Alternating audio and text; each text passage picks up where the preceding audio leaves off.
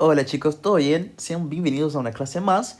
Y nada, empecemos con lo que sería la era 2. Sí, la era de reumato, es una era que no es tan complicada como la era uno, porque la era uno hay muchas cosas que son tipo, empezamos con los dos pies en la cara, pero en este caso de la era 2, el único problema es que son muchas cosas que nosotros ya vimos en la facultad por un lado, pero los profes decían, pero ustedes van a ver eso cuando lleguen a sexto. O si no, son cosas que nunca ni siquiera vimos en toda la facultad. Entonces, ese es el problema.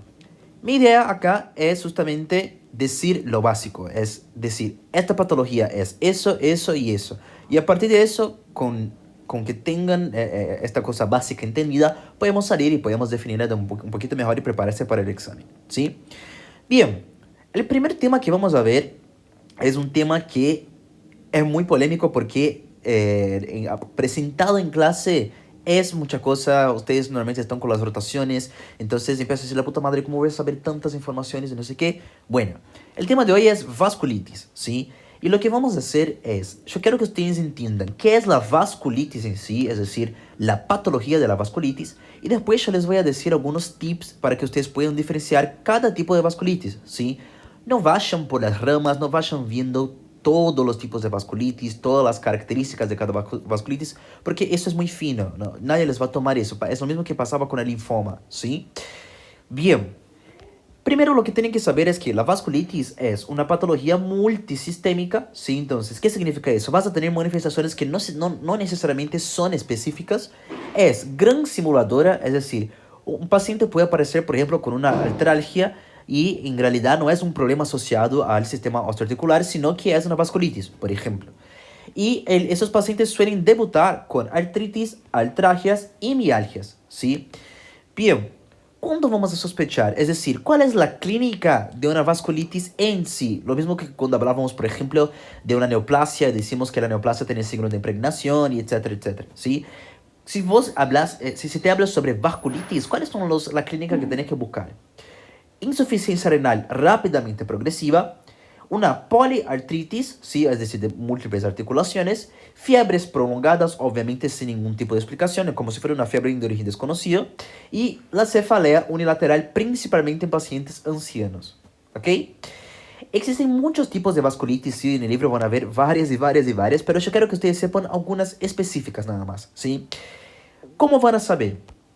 En el caso clínico que se presenta en el examen, ustedes van a saber que es una vasculitis porque va a tener alguna de esas características, es decir, la clínica de la vasculitis, y además de eso, esos pacientes van a tener esa clínica de vasculitis y algo específico de cada patología, es decir, de cada vasculitis. Entonces, nosotros ya vamos a ver que cada tipo de vasculitis tiene algo específico.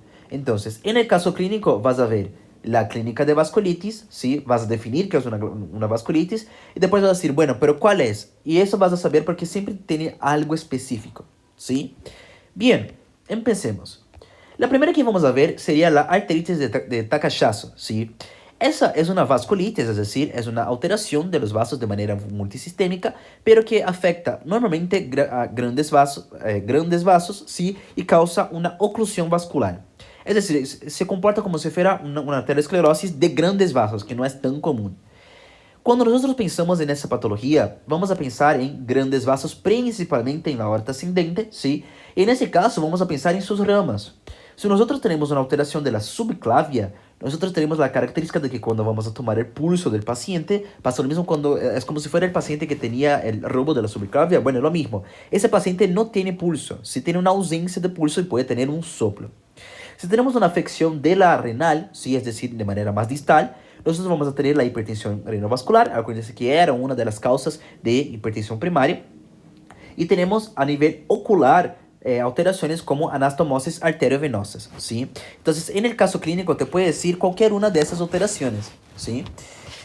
¿Qué quiero que ustedes sepan además de eso? Que el anticuerpo presente, ¿sí? En este caso, es un anticuerpo que se denomina antipentroxina. Además de eso, son factores reumatoideos positivos. Nosotros ya vamos a hablar de factor reumatoideo cuando hablamos de lupus, ¿sí? Pero yo quiero que ustedes sepan que el factor reumatoideo es nada más nada menos que un anticuerpo, ¿sí? Ese anticuerpo es un anticuerpo normalmente IgM o IgG que suele aparecer en varios tipos de patologías, ¿sí? Es decir, no es específico para una patología en sí. Pero cuando este anticuerpo está presente, normalmente nosotros podemos guiarnos más para algunas patologías, ¿sí? Como por ejemplo lupus, artritis reumatoidea, vasculitis en ese caso, ¿sí? Entonces, la presencia del factor reumatoideo no define nada, ¿sí? No es específica para ninguna patología, pero nos ayuda a, digamos, centrar nuestro diagnóstico a algunas patologías, ¿sí? A patologías reumatoideas. ¿Por qué? Porque son pocas las patologías reumatoideas que no son factor reumatoideo positivo. Es decir, no es pocas, o sea, son muchas, pero cuando vamos a hacer el diagnóstico diferencial, podemos pensar en algunas patologías grandes, ¿sí? Bien, el tratamiento para la artritis de Takayasu es medprednisona y ya les digo que vayan aprendiendo la dosis, que es fácil. Siempre que aparezca medprednisona, normalmente la dosis es siempre la misma, ¿sí? Y nosotros vamos a ver bastante en esa era. Entonces es 1 miligramo kilo día, ¿ok? Ya la arteritis de la temporal, que también es una vasculitis, es una que afecta principalmente la temporal, pero también puede afectar la mandibular y la oftálmica, ¿sí? Tienen la característica de que son cefaleas intensas, pero esas cefaleas se suman también a amaurosis fugaz, ¿sí? Acuérdense de semiología, que era justamente cuando el paciente deja de tener la visión, pero por un corto periodo de tiempo, ¿sí? Esos pacientes tienen signos generales, que son los signos que ya dijimos, ¿sí? Suelen tener polimialgia y suelen tener las alteraciones asociadas a vasculitis, cefalea, claudicación, en el caso de que llegue a una alteración muscular, amaurosis, en este caso, sí, y por ahí va. La característica es que esos pacientes, cuando nosotros palpamos la arteria temporal, la vamos a sentir bien dura y bien sensible. Si el paciente puede sentir dolor, lo que no es común, entonces eso ya nos ayuda a ese paciente que tiene esa cefalea unilateral. Bueno, vamos a palpar la temporal de ese paciente y vamos a ver que va a estar alterada, ¿sí? Esos pacientes suelen tener eritrosedimentación mayor a 100, sí, acuérdense que son pocas las las patologías que suelen llevar a un aumento de la eritrosedimentación mayor a 100, como por ejemplo la endocarditis, sí. Tienen aumento de la FAL de manera aislada, que es como en la patología de Paget, que ya vamos a ver, y tienen alfa-2 globulina aumentada. En ese caso, el tratamiento se hace también con meprednisona, pero la dosis es un poquito menor, 60 miligramos kilo día, ¿sí? Bien. Después tenemos la patología de BC. Esa patología es una vasculitis, pero que te va a dar aftas, úlceras y alteraciones a nivel genital, ¿sí? Entonces es una vasculitis que tiene alteraciones genitales prácticamente, ¿sí? Es común en pacientes jóvenes y hombres, pero eso empeora el pronóstico, ¿sí? Y esos pacientes, la clínica es que tienen una reacción muy peculiar que se llama reacción de la aguja. Cuando nosotros hacemos una punción en ese paciente, por la reacción de hipersensibilidad, se forma una vesícula que termina formando una pústula estéril, ¿sí? Más o menos 48 horas después. Esos pacientes tienen meningitis aséptica, como por ejemplo en el lupus, que ya vamos a ver, y tienen artritis seronegativa no reactiva, ¿sí? Es decir, tienen alteraciones normalmente de la rodilla. Seronegativa y no reactiva ya vamos a ver cuando veamos las alteraciones de las articulaciones, pero por ahora sepan que el BC te da alteraciones de las aftas, úlceras orales y genitales, sí, genitales principalmente.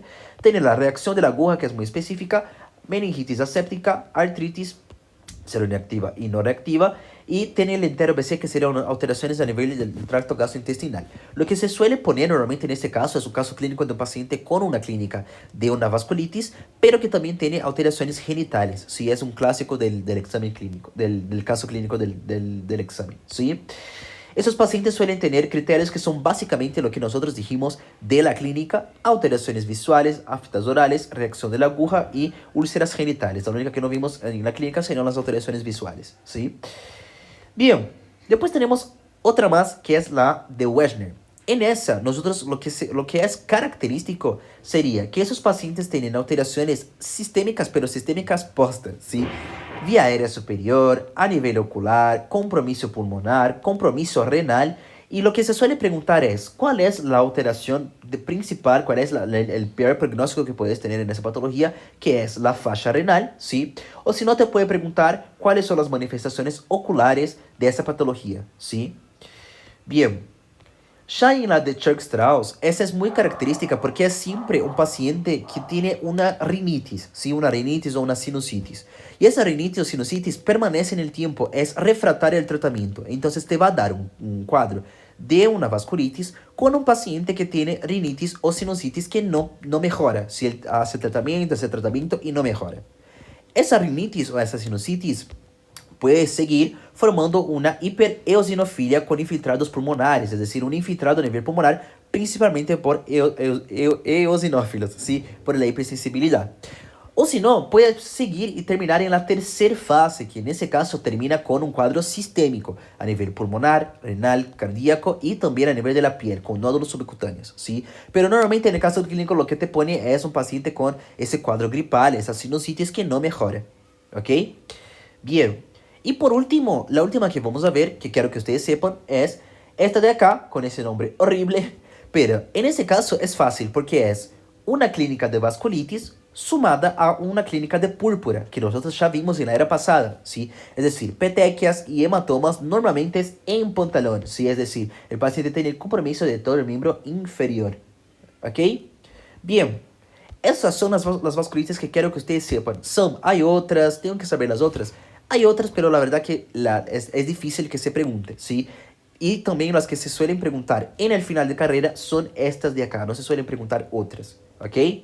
Bien, yo quiero que ustedes obviamente entrenen las preguntas, así como hago en todos los apuntes, dejo las preguntas al final del apunte para que ustedes vean normalmente lo que se pregunta: vasculitis Wegener, clínica, complicaciones, diagnóstico y tratamiento, manifestaciones clínicas del Churg-Strauss que recién vimos, ¿sí? Diferencias entre el Wegener y la arteritis de la temporal. Fíjense que no tienen nada que ver, entonces es fácil esa pregunta. ¿Qué tipo de inmunoglobulina es el factor reumatoideo? Sí, que igual ya vamos a hablar mejor del factor reumatoideo cuando hablemos de lupus. Manifestaciones oculares y otorrinolaringológicas de la enfermedad de Wegener, ¿sí? Fíjense que les dije que se suelen preguntar normalmente las alteraciones asociadas a nivel ocular, o si no se puede preguntar sobre la vía aérea superior, ¿sí? Y por ahí va. Bueno chicos, nos vemos en la próxima clase y cualquier cosita me avisa.